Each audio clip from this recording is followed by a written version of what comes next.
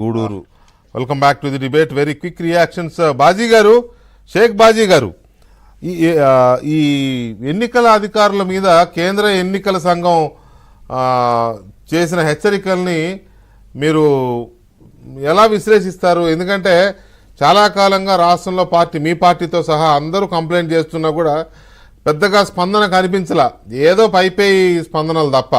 నిన్న మాత్రం కొంచెం సీరియస్ వార్నింగ్ ఇచ్చి ఉంటే ఉండకపోతే పొండి, అంతేగాని ఇట్లా చేయడానికి వీల్లేదని పేర్లు పెట్టి మరీ కొంతమంది కలెక్టర్లని కొంతమంది ఎస్పీలని వార్నింగ్ ఇచ్చినట్టుగా వచ్చినాయి కదా.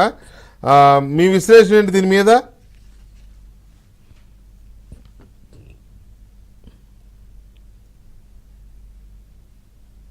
మీరు ఎంతసేపు మాట్లాడినా మాకేం అర్థం కాదు, మ్యూట్లో పెట్టుకున్నారు.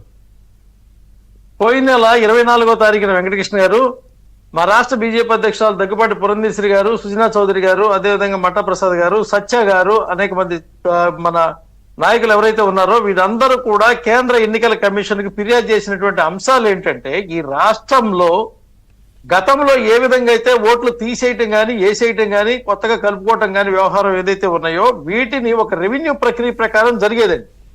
దీన్ని కాదని చేసినటువంటి వైనం ఏదైతే ఉందో ప్రతి నియోజకవర్గానికి కావాల్సినటువంటి వీళ్ళు డైరెక్ట్ గా గవర్నమెంట్ ఆఫీసర్ల దగ్గర ఉన్నటువంటి ఐడీలు పాస్వర్డ్లు తీసుకొని దాని ద్వారా ఓటర్ లిస్టులు మొత్తం కూడా డౌన్లోడ్ చేశారండి. డౌన్లోడ్ చేసి ఎపిక్ నెంబర్లతో బ్లర్ ఫోటోలతో నకిలీ ఓట్లు తయారు చేశారండి. ఎన్ని తయారు చేశారంటే నియోజకవర్గానికి 30,000 లెక్కన దాదాపు 55 లక్షల నకిలీ ఓట్లు ఇక్కడ తయారైనాయి.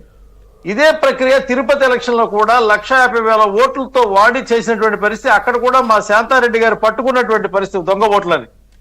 ఏదైతే ఈ ప్రభుత్వం కుట్రపూరితంగా చచ్చిపోయిన వాడిని బతికిచ్చి ఊరెళ్ళిపోయిన వాడిని ఊళ్ళోకి తీసుకొచ్చి ఓటైన వాడిని ఓటేసినట్టుగా చూపించి, ఎక్కడైతే పాపం లెగలేని వాళ్ళు పడుకున్న వాళ్ళు ఓటుకు రాని వాళ్ళు ఉంటారో వాళ్ళ ఓట్లు కూడా వీళ్ళే వేసే విధంగా ఆ ఓట్ల లిస్ట్ అంతా చాకచక్యంగా తమ యొక్క ఆ వ్యూహకర్తల టీముతో ప్లానింగ్ చేసుకుని తయారు చేసినటువంటి దొంగ ఓట్లు ఏవైతే ఉన్నాయో ఆ ఓట్లని సాక్షాత్తు ఈ రాష్ట్రంలో ఉన్నటువంటి ఏళ్ల వాలంటీర్లే దాదాపు 1,85,000 దొంగ పెట్టారండి. తేడా ఉన్నాయని చెప్పారు.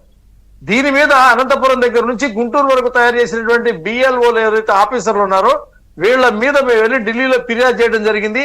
దాని పరంగా ఈ రోజున దర్యాప్తు చేసేటువంటి ప్రక్రియ స్టార్ట్ అయిందండి. ఎలా జరిగింది అని కొంతమంది అధికారులు కూడా సస్పెండ్ చేయడం జరిగింది.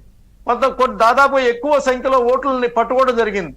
ఏదైతే 5,40,000 ఓట్లు వాళ్ళ తేడా ఉన్నాయని చెప్పనుకుంటారో మా ఆరోపణ ఖచ్చితంగా నియోజకవర్గానికి 30,000 దొంగ ఓట్లు తయారు చేసి ఈ ప్రభుత్వం దీర్ఘకాలికంగా రాజకీయాలు ఉండాలనేటువంటి ఒక కుట్రపూరితమైనటువంటి దోపిడీ ఎన్నికల్లో చేయాలనేటువంటి ప్రయత్నం చేసిందండి. దీన్ని బట్టుబయలు చేసింది భారతీయ జనతా పార్టీ ఆంధ్రప్రదేశ్ లో.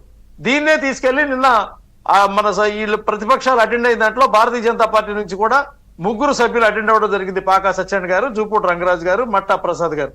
వీళ్ళు మన పార్టీ వైపు నుంచి అటెండ్ అయ్యి వాళ్ళు తీసుకెళ్లి సబ్మిట్ చేయడం జరిగిందండి. ఖచ్చితంగా ఈ రాష్ట్రంలో దొంగ ఓట్ల పర్వానికి అడ్డుకట్ట అయిపోతే ప్రజాస్వామ్యాన్ని కూని చేసిన వాళ్ళు అవుతాం. ఏదైనా ఉంటే ఒంట్లో ఇప్పటికే శక్తులు యుక్తులు మొత్తానికి ఉన్నటువంటి రక్తాలు కూడా పీల్చుతున్నటువంటి ప్రభుత్వం వాళ్ళ చేతితో నొక్కేటువంటి బటన్ కూడా వాళ్ళే నొక్కోవాలనేటువంటి ప్రయత్నం చేయడం అనేది ఇది పూర్తిగా దీర్ఘకాలికమైనటువంటి కుట్ర. దీంతో ఎన్నికలు గెలవాలని ఆనాడు పార్లమెంట్ ఎన్నికల్లో మెజారిటీ గెలిచారు. అనేక ఓట్లలో కూడా వీళ్ళు ఇదే ఓట్ల ప్రక్రియ గెలవడం జరిగిందండి. రైట్.